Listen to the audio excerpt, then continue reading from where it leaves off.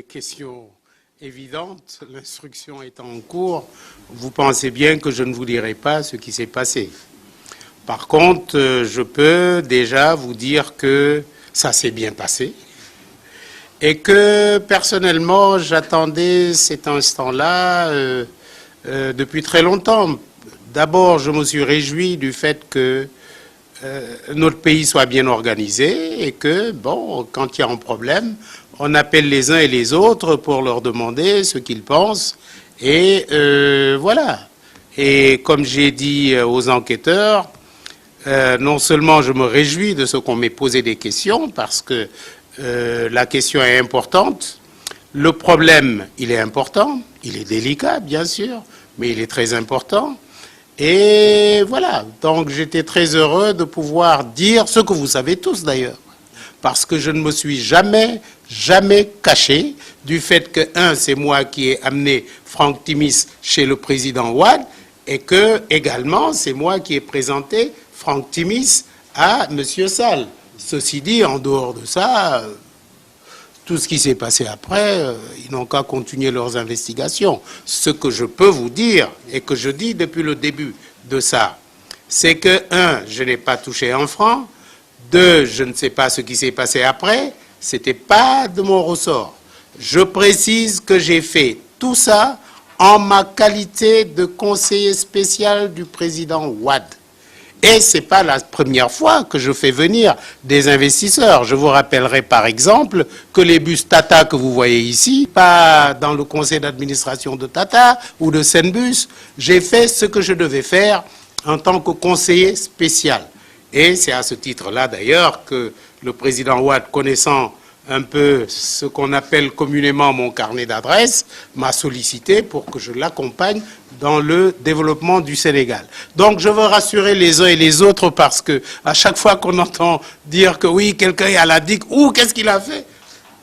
J'étais témoin et je pouvais même, comme ils me l'ont dit, ne pas venir parce que je ne suis pas incriminé, ni de près, ni de loin. Seulement, il voulait savoir dans quelles conditions j'ai fait tout ce que j'ai fait et éventuellement, si oui ou non, j'en ai tiré profit. Donc, ils savent tout ça, ils savent que je n'en ai pas tiré profit, bien sûr, ça c'est clair, pour ceux qui me connaissent. Donc voilà, je voulais pas vous le dire là-bas parce qu'on est dans un palais de justice, mais encore une fois, je tenais à vous rassurer, à assurer les uns et les autres. J'ai dit ce que j'avais à dire et je pense que tout Sénégalais qui a quelque chose à dire doit pouvoir le dire pour que la vérité puisse triompher. Encore une fois, je répète que l'affaire est très sérieuse et il y va de l'avenir économique de notre pays. Ceci dit, en dehors de ça, j'ai quand même des recommandations que je peux faire aux uns et aux autres, y compris aux autorités. Pour moi, comme on dit, à quelque chose, malheur est bon. Je pense que cet incident-là, aussi gravissime fut-il, doit pouvoir nous amener à mieux gérer l'avenir. Parce qu'à la fin de la journée, c'est ça qui est important. Je disais tout à l'heure à un ami que quand on a commencé à trouver du pétrole, on continuera à trouver du pétrole. À mon avis, c'est ça le plus important. Maintenant, compte tenu de l'enseignement que nous allons tirer de ce qui s'est passé, qu'est-ce que nous devons faire pour ne plus avoir ce genre de problème? Ça, c'est un. Deuxièmement, et surtout, qu'est-ce que nous devons faire pour que les négociations en cours ou à venir soient menées de telle sorte que l'intérêt du Sénégal prime de A à Z. C'est ça qui est important. Et là, si j'ai pas de conseil à donner, mais je pense par exemple à une coopération peut-être plus approfondie avec un pays comme l'Arabie Saoudite, avec Aramco, que je connais très bien parce que vous allez être surpris. Il y a 25 ans, j'ai fait une mission pour Aramco en Angola, pour le Puy 14. Donc voilà des gens qui ont une expérience avérée. Sénégalais, je souhaite que nos autorités puissent se rapprocher des pays amis comme l'Arabie Saoudite, Aramco, pour que nous puissions étoffer les gens qui vont négocier pour nous. Et également pour que nous puissions, le cas échéant, commencer à voir avec ces pays-là comment nous pouvons envoyer des experts ou des élèves ou des étudiants qui vont essayer de voir comment nous aider pour qu'eux puissent nous aider déjà à former les cadres de demain. Je pense par exemple à un pays qui est à 4 heures d'ici, c'est le Brésil. Vous savez qu'ils ont quand même s'ils ont le scandale de Petrobras, mais il n'y a pas que des scandales au Brésil. Il y a de l'expertise dont nous avons besoin. Donc je voudrais qu'au-delà de toute cette agitation-là, que nous puissions voir ce que nous devons faire demain. Il est clair et évident, encore une fois, dès l'instant où on a dit qu'on a déjà trouvé du pétrole, qu'il faut peut-être que nous revoyions tout. Parce que, encore une fois, nous allons continuer à en trouver. Est-ce que nous allons continuer à nous contenter de 10%, de 15% ou de 20%? J'espère que non. J'espère que non. Parce qu'en Arabie Saoudite, je crois qu'ils doivent être à 99%.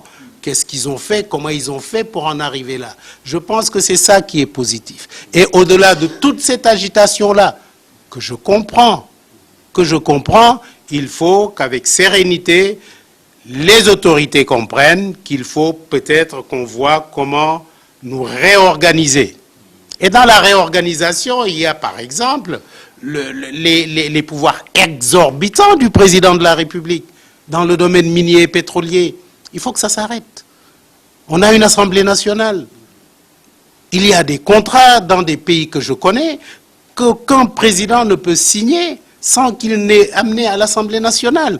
Voilà des leçons qu'il faut tirer de cette affaire-là. Encore une fois, je me suis réjoui personnellement, ça a pris du temps, bien sûr, mais c'est le temps qu'il fallait. Comme vous le savez, je suis arrivé hier et j'ai pris tout mon temps. Et encore une fois, j'espère, je pense, je prie pour que la lumière soit faite sur cette affaire-là qui est grave. Et les gens racontent tout et son contraire. Je ne prends pas la défense de Franck Timis, encore que c'est un ami, et je n'ai personnellement rien contre lui. Vous savez, il faut que les gens fassent la différence entre quelqu'un qui défend, un opérateur économique qui défend son beefsteak, comme on dit, et un fonctionnaire. Maintenant que nos gens aient mal négocié les affaires, ce n'est pas la faute de Franck Timis. Et je vais vous dire, si cette réputation sulfureuse, ou je ne sais pas comment vous direz, sulfureuse, s'était avérée exacte, vous pensez qu'il serait là avec son bureau à Londres, prendre son avion tous les jours, partir, revenir? Non. Ce qu'il faut savoir également, quand je l'ai introduit, il avait une société qui était cotée en bourse. Alors donc, bon, on te dit Franck Timis, je souhaite personnellement qu'on arrête de diaboliser quelqu'un par qui le pétrole est arrivé. Et je voudrais vous rappeler quand même que depuis 47 ou 46, avant que je ne voie le jour, les gens ont cherché du pétrole au Sénégal. Ils ne l'ont pas trouvé. Ce monsieur-là, quelle que soit la réputation qu'il a, ma réputation, si c'est par lui que le pétrole est arrivé, alhamdoulilah. Maintenant, c'est à nous de gérer notre pétrole et de gérer nos négociations pour l'intérêt du Sénégal.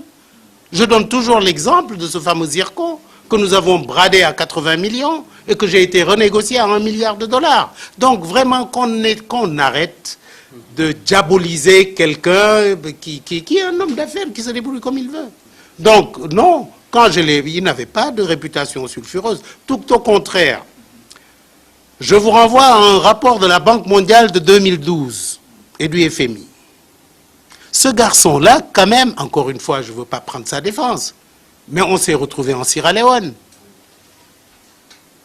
La Sierra Leone est passée d'un taux de croissance de 5,6 en 2011 à 51 en 2012.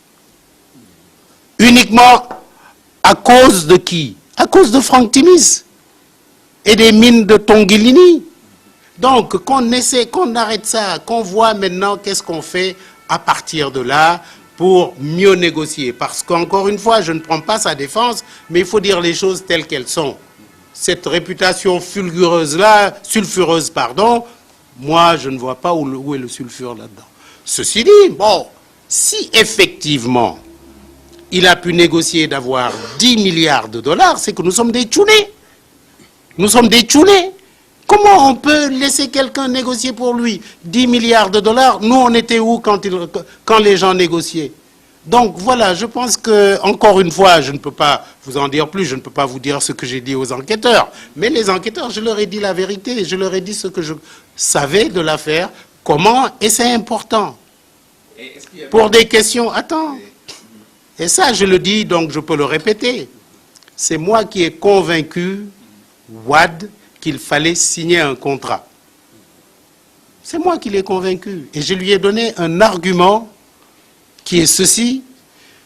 Si vous ne le laissez pas forer chez nous, il va forer chez les voisins. Et connaissant un peu comment se passent les bassins, s'il trouve chez le voisin, s'il siphonne, c'est le nôtre qu'il prend.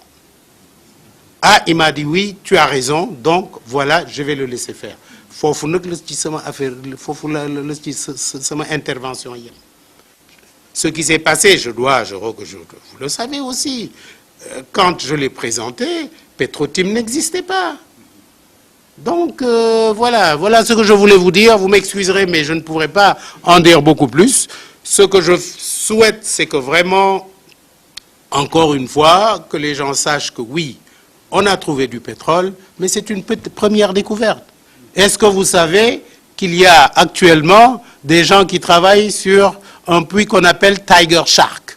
Vous ne le saviez pas? Bon, voilà. Alors maintenant, ce que je demande aux autorités, c'est que pour Tiger Shark, que ça ne se passe pas de la même manière que sur les autres. Voilà. C'est quoi Tiger Shark? Ah, vous le saurez après. Tiger Shark, oui. Alors, je vais vous dire, c'est parce que je ne parle pas beaucoup. Le Atepa que vous voyez là, déjà, il y a 20 ans, j'étais dans l'uranium, il y a 20 ans. Vous comprenez?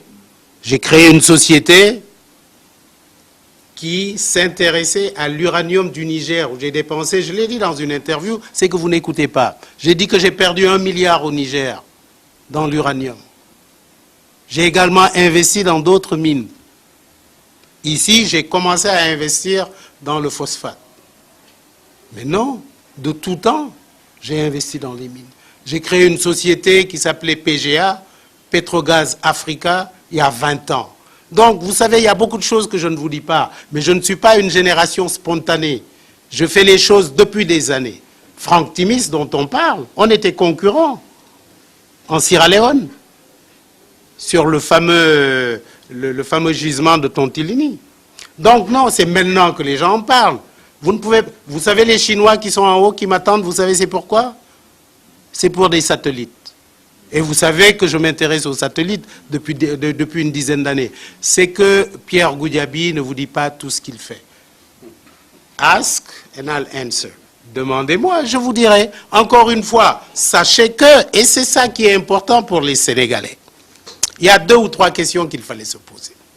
Pierre Goudiaby, oui, est-ce que vous avez eu des intérêts dans les mines, dans cette affaire de Timis, puisque c'est vous qui l'avez aidé? La réponse, c'est non. Timis ne m'a jamais donné un franc. Lui-même, il l'a dit dans une interview. Est-ce que Ali Ounsal vous a déjà offert une cravate? Non. J'ai embauché sa femme quand j'étais en Chine, tout le monde le sait. C'était mon assistante, c'est là où on s'est connus. Donc, est-ce qu'Ali Ounsal vous a dit rien?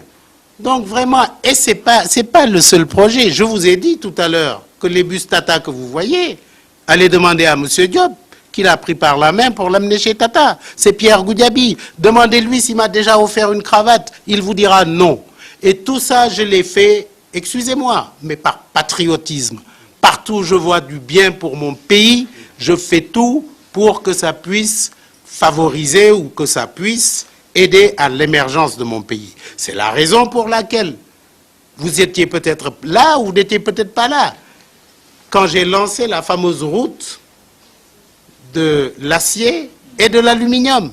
Et je vois que vous en avez parlé, vous avez arrêté. C'est ces projets-là qui vont faire que nous allons sortir de la pauvreté. Parce qu'encore une fois, moi, ce qui m'anime, c'est que je ne comprends pas qu'un pays où nous sommes que 15 millions, nous avons de l'or. Je le dirai tout le temps, mais c'est inadmissible. Nous avons du pétrole, nous avons du gaz, nous avons du zircon, nous avons du lithium, nous avons des poissons, nous avons des porcs. Et on est pauvre. C'est inadmissible. C'est inadmissible. Vous ne deviez pas accepter ça. Les Sénégalais qui m'écoutent ne doivent pas accepter ça. On est riche et on est pauvre. Pourquoi? Posez-vous les questions. Ça m'énerve, moi, quand je vois des choses comme ça. Et vous êtes là, vous dites oui, vous acceptez tout. Vous êtes les plus riches de la planète.